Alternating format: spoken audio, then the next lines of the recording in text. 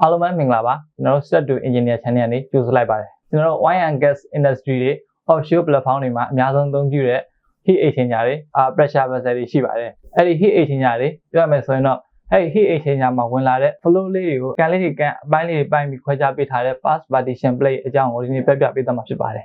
ကျွန်တော်တို့ Heat Exchanger တွေရဲ့အဓိကလုပ်ဆောင်ချက်ကဆိုရင်တော့ကျွန်တော် Tube side နဲ့ Shell side က fluids တွေကို Heat Exchange လုပ်ဖို့ပဲဖြစ်ပါတယ်ကျွန်တော်အဲ့လို Shell side နဲ့ Tube side က fluids တွေက Heat Exchange လုပ်ဖို့အတွက်ကြောင့်ဖြတ်တန်းစီးဆင်းကြပါတယ်အဲ့လိုမျိုးဖြတ်တန်းစီးဆင်းတဲ့အချိန်မှာ contact surface များများရအောင်လို့1 pass 2 pass 3 pass တစ်ကြော2ကြော3ကြောဖြတ်တန်းစီးဆင်းကြပါတယ်အဲ့တော့ကျွန်တော်တို့ pass partition plate ရဲ့အဓိကရည်ရွယ်ချက်ကတော့အဲ့ဒီ1 pass 2 pass 3 pass pass တွေကိုမူတည်ပြီးတော့ flow တွေကိုထိန်းချုပ်ပြီးတော့အကန်လေးကန်ပြီးအပိုင်းလေးတွေပိုင်းပြီးခွဲခြားပေးထားတဲ့စိတ်ပိုင်းပဲဖြစ်ပါတယ်အဲ့ဒီနေရာမှာကျွန်တော်ဆက်ပြီးပြောပြချင်တာက channel တို့ share တို့ဆိုတာ internal pressure တက်ရောက်နေတဲ့အစိတ်ပိုင်းတွေဖြစ်ပါတယ်အဲ့ဒီ internal pressure တက်ရောက်နေတဲ့စိတ်ပိုင်းထဲမှာကျွန်တော်တို့ pass partition plate ကိုထည့်ထားပါတယ်အဲ့လိုမျိုးထည့်ထားတယ်ဆိုရင်ပဲကျွန်တော်တို့ရဲ့ internal pressure တက်ရောက်ခံရခြင်းမရှိပါဘူးဘာကြောင့်လဲဆိုတော့ကျွန်တော်တို့ pressure vessel ချိန်မာထဲမှာဆိုရင် pressure တက်ရောက်မှုကဆိုရင်တညီတဲ့ဖြစ်နေပါတယ်ဥပမာဆိုရင်တော့ကျွန်တော်တို့ channel side တစ်ဖက်ထဲမှာဆိုရင် pass partition plate ကအကန်လေးကြီးကန့်ထားတယ်ဒါပေမဲ့partition plate ရဲ့ whole pressure နဲ့ဒီဘက် pressure တညီတဲ့ဖြစ်နေတဲ့အတွက်ကြောင့်မလို့ pass partition plate ပေါ်မှာ internal pressure ရဲ့တက်ရောက်ခံရခြင်းကမရှိပါဘူးဒါပေမဲ့ကျွန်တော်အဲ့နေရာမှာထပ်ပြီးစဉ်းစားစရာရှိတာကကျွန်တော်တို့ pressure ဆိုရင် inlet ကနေပြီးတော့ဝင်လာတယ်နောက်ပြီးတော့ကျူတွေကိုဖြတ်ပြီးတော့ friction တွေ losses တွေကြောင့်မလို့ pressure ကကျသွားတယ်ဥပမာဆိုရင်တော့ကျွန်တော်တို့ 5 bar pressure နဲ့ဝင်လာတဲ့pressure ဆိုရင်အထွက်မှာဆိုရင်5 bar မရှိတော့ပါဘူး 4.7 4.8 လောက်ထိကျသွားပါတယ်အဲ့ဒီ pressure တော်လေးရဆိုရင်တော့ inlet ကနေ inlet နဲ့ outlet အတွင်းမှာဆိုရင် pressure difference လေးဖြစ်သွားပြီးတော့အဲ့ဒီ pressure တော်လေးရတာကျွန်တော်တို့ pass partition plate ပေါ်မှာတက်ရောက်ခံခြင်းရှိတဲ့အတွက်ကြောင့်မလို့အဲ့ဒီ pressure difference pressure drop လေးကိုတော့ထပ်တွက်ပြီးတော့စဉ်းစားပေးရပါတယ်အဲ့ pressure drop လေးရဆိုရင်နည်းနည်းလေးဆိုရင်မဲ့ကျွန်တော်တို့ vessel ကြီးလေးပို့ပြီးတော့ effect တက်ရောက်မှုကပိုပြီးကြီးလေးဖြစ်ပါတယ်အဲကြောင့်မလို့ကျွန်တော်တို့ pass partition plate တွက်ချက်တဲ့နေရာမှာ internal pressure ကိုထပ်တွက်စဉ်းစားစရာမလိုဘူးဆိုရင်မဲ့ကျွန်တော်တို့ pressure drop ကိုတော့ကျွန်တော်တို့ထပ်ပြီးစဉ်းစားပေးရပါတယ်ကျွန်တော်တို့အခြေအနေတစ်ခုကိုထပ်ပြီးစဉ်းစားရမယ်ဆိုရင်ကျွန်တော် initial state မှာဆိုရင် inlet ကနေပြီးတော့ pressure စဝင်လာခြင်းအခြေအနေမှာဆိုရင် pressure difference ကြီးမားသွားပြီးတော့အဲ့ဒီ pressure difference ဆိုရင်ကျွန်တော်တို့ pass partition plate ပေါ်မှာတက်ရောက်ခံရခြင်းရှိတဲ့အတွက်ကြောင့်မလို့အဲ့ဒီ pressure ကိုတက်ရောက်ခံရခြင်းမရှိအောင်လို့ကျွန်တော်တို့ weak hole လေးတစ်ခုဖောက်ပေးရပါတယ်အဲ့ဒီ weak hole ကနေပြီးတော့ကျွန်တော်တို့ pressure compensate ဖြစ်သွားတယ်နောက်ပြီးတော့ pressure ကျသွားပြီးတော့ကျွန်တော်တို့ရဲ့ pass partition plate ပေါ်မှာတက်ရောက်ခံရခြင်းမရှိတော့ပါဘူးအဲ့ဒီ pressure တွေကဆိုရင်ကျူတွေကိုဖြတ်ပြီးတော့outlet ကနေပြီးတော့ pressure ထွက်သွားတဲ့အချိန်တွေမှာကျွန်တော်ခုနကမူလအချိန်တွေ operation အချိန်တွေကိုရရှိသွားပြီးတော့ကျွန်တော်တို့ဆက်လက် level သွားပါတယ်ခင်ဗျကျွန်တော်ဆက်လက်ပြီးပြောပြပေးသွားမှာတော့ကျွန်တော်တို့ plate thickness 20လေးပဲဖြစ်ပါတယ်ကျွန်တော်တို့ plate thickness ထပ်တွက်တဲ့နေရာမှာကျွန်တော်စဉ်းစားပေးရမှာတော့ pressure drop တွေနောက်ပြီးတော့ plate side တွေနောက်ပြီးတော့ plate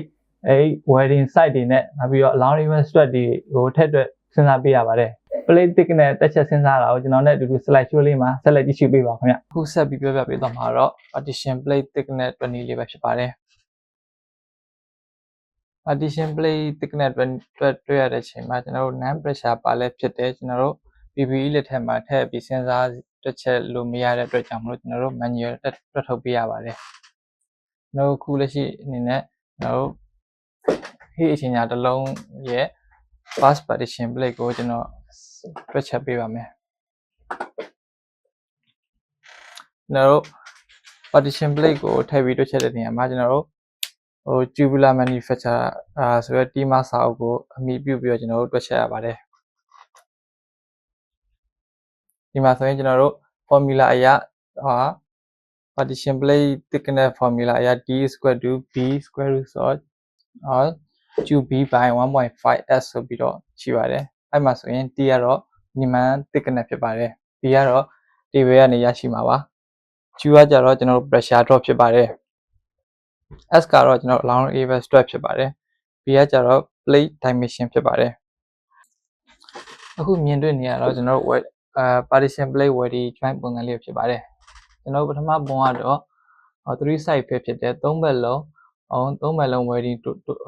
ဆော့ထားတယ်ဒုတိယပုံကတော့ long side ဖြစ်တဲ့အရှည်ဆုံးဘက်မှာကျွန်တော် welding ဆော့ထားတယ်တတိယပုံကတော့ကျွန်တော်တို့short side အတိုဘက်မှာကျွန်တော် welding ဆော့ထားပါတယ်နောက်ပြီးတော့ A by B အနေပြီးတော့ကျွန်တော်တို့ B တန်ဖိုးရရှိမှာဖြစ်ပါတယ်ကျွန်တော်တို့အခုလက်ရှိ pressure vessel တစ်လုံးမှာဆိုရင်ကျွန်တော်တို့ pressure drop ဒီ cool side shell side မှာဆိုရင်ကျွန်တော်တို့ pressure drop 0.5 ရှိမယ်hot side Q side မှာဆိုရင်ကျွန်တော်တို့ pressure drop 0.7 ရှိပါတယ်ဖြစ်ပါတယ်အဲ့မှာဆိုရင်ကျွန်တော် operation pressure ကိုထည့်စဉ်းစားကြရမလို့ပဲကျွန်တော်တို့ pressure drop နဲ့ထပ်ပြီးတွက်ပြရမှာဖြစ်ပါတယ်အခုလက်ရှိအနေနဲ့ကျွန်တော်တို့ channel side မှာရှိတဲ့ partition plate thickness တွက်နည်းလေးကြည့်ရအောင် channel side မှာဆိုရင်ကျွန်တော်တို့welding က3ဘက်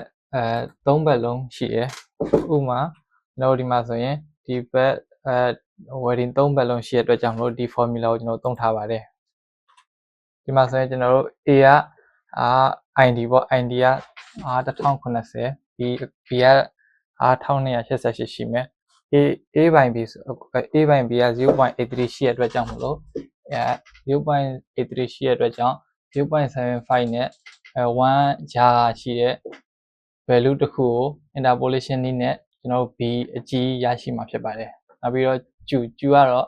90 kilopascal Q ကကြတော့ခုနကပြောထားတဲ့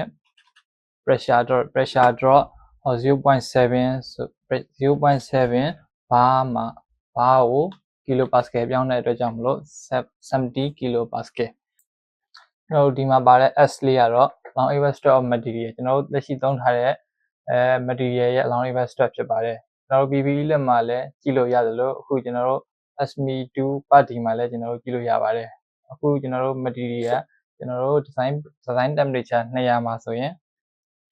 200မှာရှိတဲ့ကျွန်တော် long eval stress ကိုကြည့်ရမှာဖြစ်ပါတယ်ကျွန်တော်တို့ material အခု plate material SA240 ကိုသုံးထားတယ် SA240 S31803 ကိုသုံးထားတဲ့အတွက်ကြောင့်ကျွန်တော်line number 26ကိုကြည့်ရမှာဖြစ်ပါတယ်အခု line number 26မှာဆိုရင်ကျွန်တော်တို့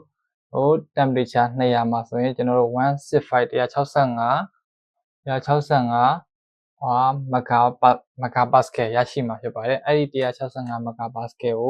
ကိုkilopascal ပြောင်းလိုက်တဲ့အချိန်မှာဒီတန်ဖိုးတစ်ခုရရှိမှာဖြစ်ပါတယ်ဒီ formula B T equal to B square root of QB by 1.5s ဆိုတဲ့ formula မှာထည့်သွင်းခြင်းအပြင်ကျွန်တော်တို့plate thickness minimum thickness 10 mm ဆိုတဲ့အထူတစ်ခုရရှိမှာဖြစ်ပါတယ်ကျွန်တော်ဒါကတော့ကျွန်တော် channel version ပေါ့အခုနောက်ပြီးတော့ share version ကိုတွားကြည့်ရအောင်